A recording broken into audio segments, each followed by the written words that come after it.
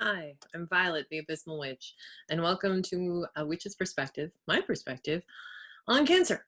This is episode 2, if you will call it that. So, what happens when you find out you have cancer? You spend the night crying. It seems a very reasonable response. Kind of stunned, kind of dazed, just all emotion. And then you go to bed because that's what one does. One has to eventually go to sleep. And then what happens? Well, you wake up the next day having slept, and the world feels different. Nothing's actually changed, right? So in the morning, I wake up and there's this first moment of, this is the first morning I'm waking up with cancer. And then a little voice in my head goes, no, no, no, honey. This is the first day you're waking up with knowledge that you have cancer. Totally different. You've had cancer for a while now. You just didn't know it. And it's true. And this is kind of the funny thing about perspective and why I like to explore it.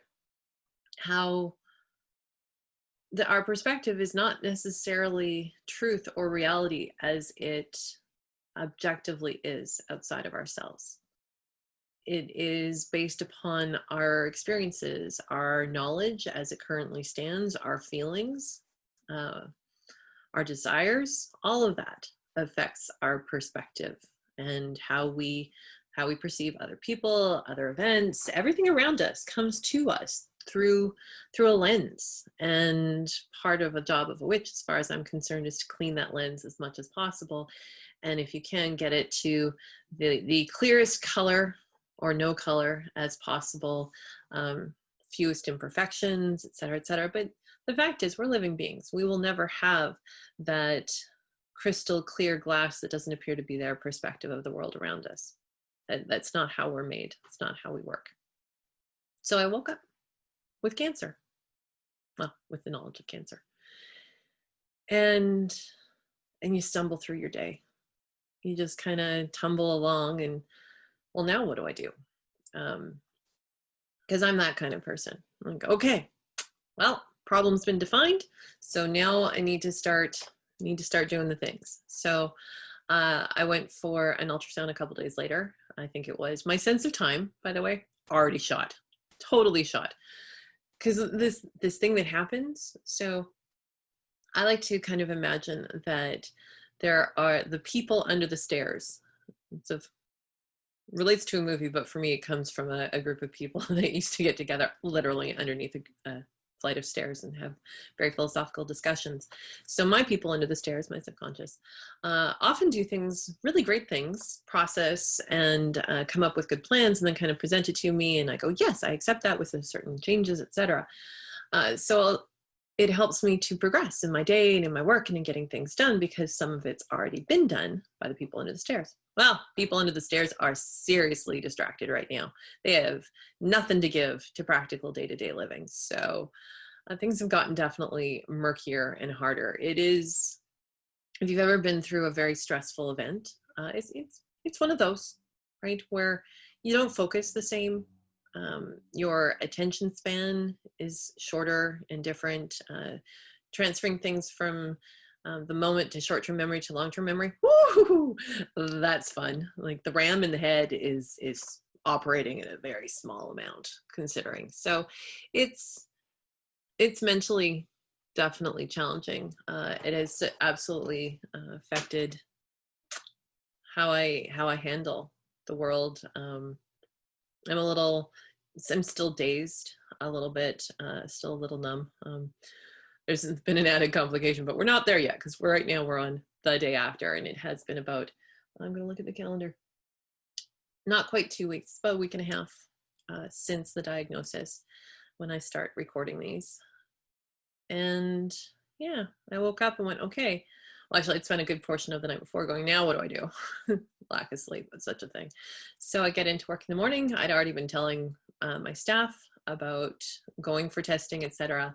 I'm very open. So it needs to be acknowledged that the amount that any individual shares about their personal journey, struggles, health, illnesses, et cetera, et cetera, et cetera, is very much up to the individual. It's not something that other people can expect or demand, require, etc.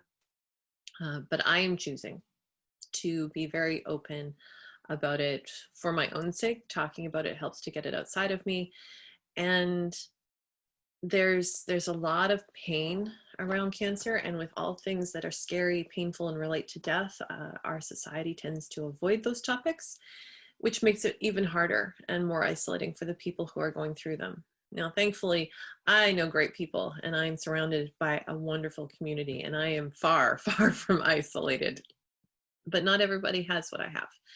And it can feel really isolating to be set apart this way, because just like I'll never understand childbirth because I've never actually given birth. It's one of those things, and until you have a thing, you have you have some guesses and mental perhaps comprehension and ways that you can think about a thing, but you haven't lived it, and that lived experience changes it. And we don't all live the same experiences, and that's good. We should be a cornucopia, excuse me, of different experiences, that the tapestry of human existence is not monocolor. It should not be one, because any one color at some point just becomes beige. We want to have that variety. So a variety of experiences are good. And now I have a new one, and it's kind of a tough one, and tough on the people around me. So my initial response was to notify my staff. I told my boss, I told my side reporting bosses, who were excellent and said, whatever you need. So I actually have someone coming in to start shadowing me in my job pretty soon, actually, long before that they'll actually be needed, most likely. But given the rampant uncertainty around the cancer stuff, still really good. So that was kind of the day after I went into problem solve mode. What do I need to do? Who needs to know? Oh, and the night of, I got the news, and I texted my magical partner, and I texted my family. I went, don't talk to me, because I don't want to talk. And it's not personal. It's that need. It's how I approach pain. And the hard stuff is I tend to do it alone.